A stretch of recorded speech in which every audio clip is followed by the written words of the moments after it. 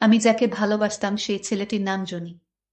জনিও আমাকে খুব ভালোবাসতো, কিন্তু বাসর রাতে আমার জায়গায় আমার আপন বড় বোন। সেটা আবার কিভাবে সম্ভব? ছোট বোনের বাসর ঘরে বড় বোন, এটা কি বাস্তব নাকি কল্পনা? এই ঘটনা শোনার পর আমি কথা দিচ্ছি তোমাদের মাথা ঘোরাবে। তাহলে মূল ঘটনাটি বলি। মেয়েটির নাম অমি। আমার ভাবির খালাতো বোন। খুব ভালো ছাত্রী।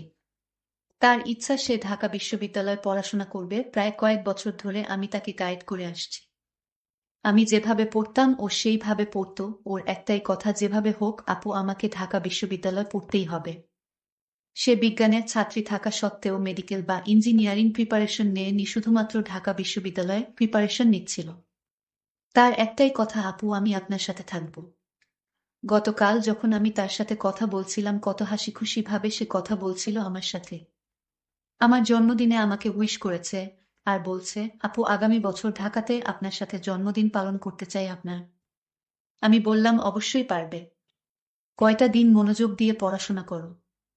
কিন্তু আজ দুপুরে হঠাৎ আমাকে ফোন দিয়ে উচ্চস্বরে কান্না শুরু করছে। আমি কিছু বুঝে ওঠার আগেই সে বলছে, আপু আমার জীবনটা শেষ হয়ে গেল। আমার সাথে কেন এমন হচ্ছে? আমার সামনে পরীক্ষা আর আজ আমার সাথে কি হয়ে গেল? আমি বললাম, কি হয়েছে আমাকে বল, কান্না করছো কেন? আমার কথা না শুনে সে বলল, আপু আমি ব্যাগ গুছিয়ে নিয়েছি, বাসায় চলে যাব আজকে। আমি বললাম, মাথা ঠান্ডা করো, আমাকে বল কি হয়েছে। সবকিছু খুলে বল, এমন করছো কেন? তখন সে কান্না করতে করতে বলে, আপু আমি আপনাকে বলিনি, তার জন্য সরি। আমি প্রায় অনেক দিন ধরে একটা ছেলেকে খুব ভালোবাসতাম, আমাদের নিয়মিত কথা হতো, দেখা হতো। আমরা ইয়ারমেট ছিলাম, একসঙ্গে পড়াশোনা করতাম। আমি বললাম, একসাথে বলতে তুমি তো গার্লস কলেজে পড়াশোনা করেছ। তখন সে বলে, আপু আমাদের কোচিং এ একসাথে পরিচয়। উদ্ভাসে পড়াশোনা করতো তারা। তারপর সে আমাকে বলে, আপু কয়েকদিন ধরে সে আমার সাথে খুব খারাপ ব্যবহার করছে। আমি কিছুই বুঝতে পারছি না। তাকে আমি এত বলছি, কি হয়েছে, আমার সাথে এমন করছো কেন? আমি কি ভুল করেছি? কিন্তু সে কিছুই বলছে না। আজ যখন আমি কোচিং এ পরীক্ষা দিতে গিয়েছি, তখন দেখি তার ফোনে আমার এক বান্ধবীর ফোন করেছে। তখন আমার একটু সন্দেহ হয়, ও কেন ফোন করবে। আমি নাম্বার দেখেছি বলে সে আমার সাথে অপরাধীর মতো তাকিয়ে মাথা নিচু করে। তখন আমার সন্দেহটা আরো মজবুত হয়। আমার ভেতরটা কাঁপছিল, আপু মনে হচ্ছিল পায়ের নিচের মাটি সরে যাচ্ছে। আমি রুমে এসেই আমার বান্ধবীকে ফোন দিয়েছি, তোর সাথে রাকিবের কি সম্পর্ক বলতো। তখন সে বলে, আমার সাথে ওর 2 বছরের রিলেশন। কথাটা শোনা মাত্রই বিনা মেঘে বজ্রপাতের মতো আমি ভেঙে পড়ে গেলাম, দু চোখ দিয়ে আমার অজস্র জল পড়ছে। আমি কান্না করছি দেখে আমার বান্ধবী কিছুটা বুঝতে পারছে, কারণ তার সাথেও প্রতারণা করা হলো। আপু মনি, আমি কল্পনা করতে পারতেছি না যে ছেলেটাকে আমি এত ভালোবাসতাম সে আমার সাথে এরকম প্রতারণা করবে। আমি কি করিনি বলেন আপু? তার মেসে রান্না হতো না, আমি রান্না করে তাকে খাওয়াতাম। গতকালই তার দুপুরে মিল হয়নি, আমি নিজে না খেয়ে আমার ওকে দিয়ে এসেছি। ও টাকা থাকতো না, আমি নিজেকে টাকা দিতাম। আমার মেসের সামনে এসে আমার কথা বলতাম, কিন্তু আজ দেখেন আমার সাথে কিভাবে প্রতারণা করলো। তখন আমি বললাম, দেখো যে প্রতারক, যে মিথ্যাবাদী, তার জন্য তুমি কেন কান্নাকাটি করছো? বরং তোমার আজ আনন্দ করার কথা। তুমি একজন প্রতারকের মুখোশ উন্মোচন করেছে। তোমার সাথে অনেক কিছুই হতে পারত, তারপরও যদি তুমি জানতে সে প্রতারক, তাহলে কি করতে বল? তখন সে আমাকে বলে, আপু আপনি ঠিক বলেছেন, সে আমাকে অনেক দিন প্রস্তাব দিয়েছে দূরে কোথাও যেতে, ঘুরতে যেত। কিন্তু আমি যাইনি। আমি বলেছি আমার পরীক্ষার পরে কোথাও ঘুরতে যাব। তারপর আপু আমি কি করব? আমি পারছি না, আমি এখানে থাকলে মরে যাব, আমি বাসায় যেতে চাই। আমি তাকে অনেক করে বুঝালাম, দেখো ভুল করা যাবে না। একটা ভুল করেছো, নেক্সট আমি আর তোমাকে ভুল করতে দিব না। বাসায় যাওয়ার চিন্তা মাথা থেকে বাদ দাও। আর মাত্র 10 দিন আছে, ভালো করে পড়তে হবে। তোমাকে চান্স পাইতেই হবে। একটা জিনিস ভেবে দেখো, ও চাইছিল তোমাদের দুইজনকেই হাতে রাখতে। ও একটা কথা বলি, আমি ওই মেয়ে আসলে কয়েকদিন আগেই বিউপিতে চান্স পেয়েছে। যেহেতু এর এখনো কখনো কোথাও পরীক্ষা হয়নি, তখন সেই ছেলে ভাবছে এই মেয়ে বিশ্ববিদ্যালয়ে চান্স পেয়েছে, তাই তার সাথে রিলেশনটা কন্টিনিউ করব। এর সাথে যেনতেন ভাবে খারাপ ব্যবহার করব। আমি ওকে বললাম, দেখো তুমি যদি ঢাকা বিশ্ববিদ্যালয়ে চান্স পাও, সে কিন্তু তোমার পেছনে লাগতো, তোমাকে ছাড়তো না। তুমিও তার মুখোশ উন্মোচন করতে পারতে না, কিন্তু তুমি একজন প্রতারকের সাথে জীবন যাপন করতে। আমি তোমাকে বলছি, আজ তোমার ঈদের দিন তোমার সবথেকে খুশির দিন হওয়া উচিত। যে একজন মিথ্যাবাদী, বেঈমান, স্বার্থপর প্রতারকের মুখোশ উন্মোচন করেছে, নিজের জীবনকে বাঁচিয়েছে। এর মধ্যেই তার বান্ধবীর ফোন এসেছে। তার বান্ধবী বলছে, জুনি আমার বাসার সামনে এসে দাঁড়িয়ে আছে। আমার বড় বোন এভাবে আমাকে বুঝাতে লাগলো, কিন্তু আমার মন কিছুতেই বুঝে উঠতে পারছে না। আমি আপুকে বললাম, ওই ছেলে আমার সাথে কত ভালো ব্যবহার করত, আজ এমনটা কেন করলো? আপু, আমি কিছুতেই বুঝতে পারছি না। জনি আমার জন্য আমার প্রিয় খাবার নিয়ে আসতো প্রতিদিন। আমি রাগ করলে সে আমার রাগ ভাঙাতো। সে আমার সাথে এরকম প্রতারণা করতে পারে, এটা আমার বিশ্বাস হচ্ছে না। আপু, আমি জনিকে ছাড়া বাঁচব না।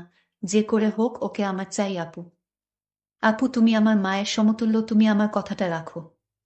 আরে পাগলি, জনি যদি তোরে না চায় তাহলে কি আমি জোর করে আনতে পারবো? আচ্ছা তুই নিজেই বল, জোর করে কি প্রেম ভালোবাসা হয়? আমার ছোট বোনকে আমি কিছুতেই বুঝাতে পারলাম না। সে তাকেই চাই। তারপর যখন আমার বোনকে বুঝাতে পারছিলাম না, তখন তাকে একটা চড় দেয় তার গালে। শোনো, তোর জন্য আমরা কি না করেছি, আর তুই একটা বেঈমান ছেলের জন্য কান্না করতেছিস। তুই যদি ওই ছেলের নাম দ্বিতীয়বার তোর মুখে শুনি তাহলে তোর আপুকে তুই হারাবি বলে দিলাম। আমি কোনো উপায় না পেয়ে নিজের মনকে বুঝাতে লাগলাম।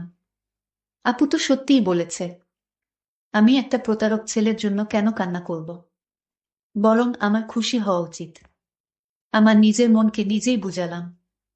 এখন আর জনির জন্য আমার কান্না পায় না। আমি তাকে ভুলেই গেলাম।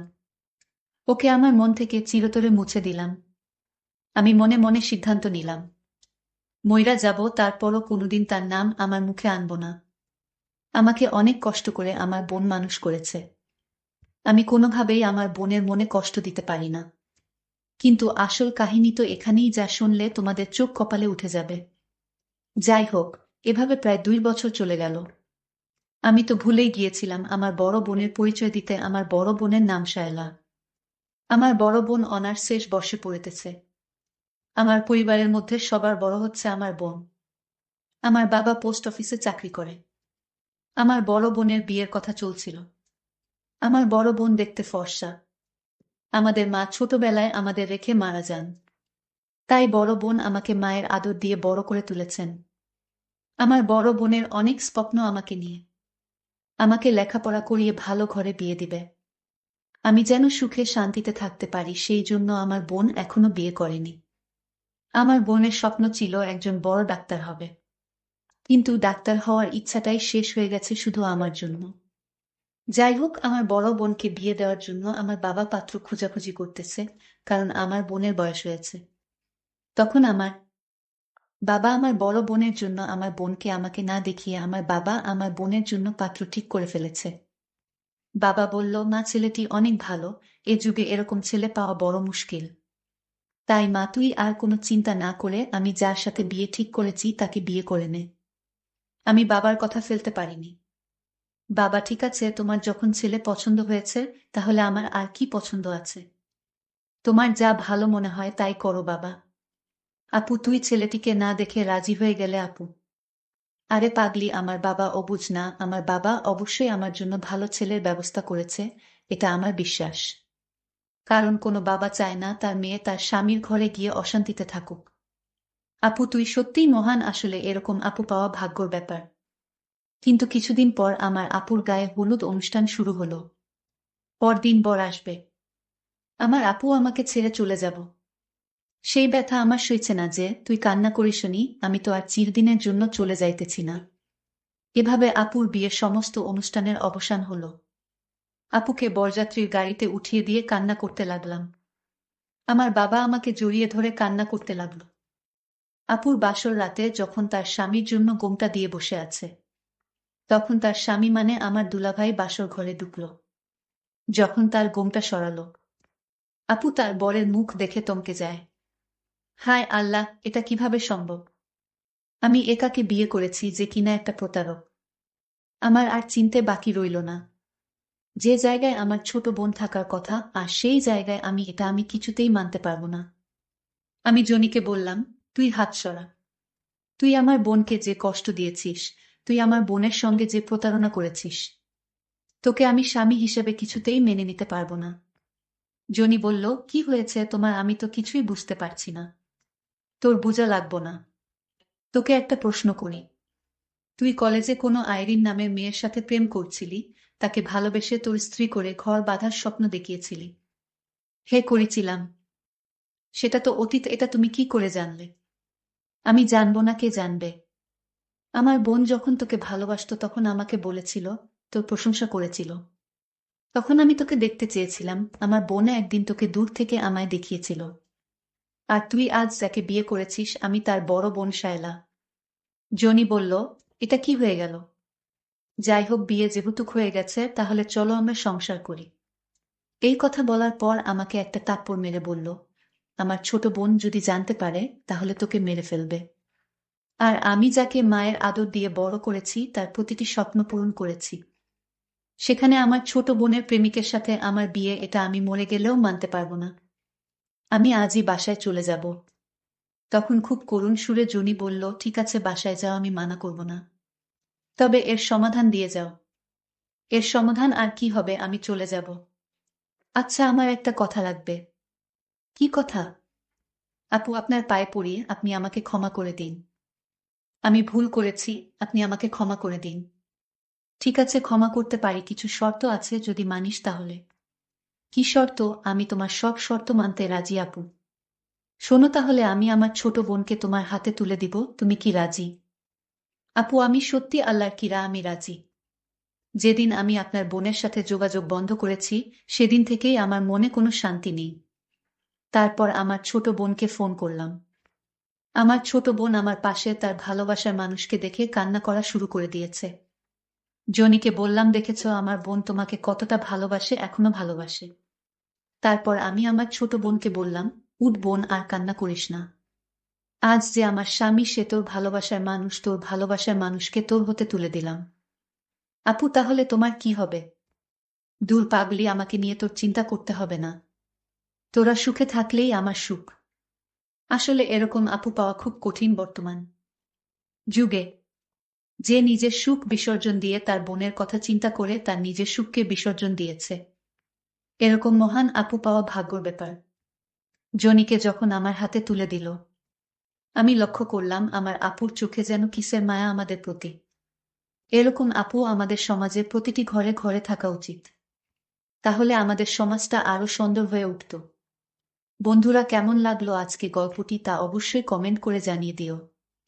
বন্ধুরা, এরকম নতুন নতুন গল্প পেতে আমাদের চ্যানেলটিকে সাবস্ক্রাইব করে পাশে থাকবেন। ধন্যবাদ। কারণ আমরা আপনাদেরকে জন্য প্রতিনিয়ত গল্প নিয়ে আসব। আরেকটি কথা, তোমরা কোন ধরনের গল্প শুনতে ভালোবাসো তা অবশ্যই কমেন্ট করে জানাবে। তাহলে আজকের মতো এখানেই বিদায় নিলাম। দেখা হবে নতুন কোনো ভিডিও নিয়ে। সেই পর্যন্ত সবাই ভালো থাকবেন। ধন্যবাদ।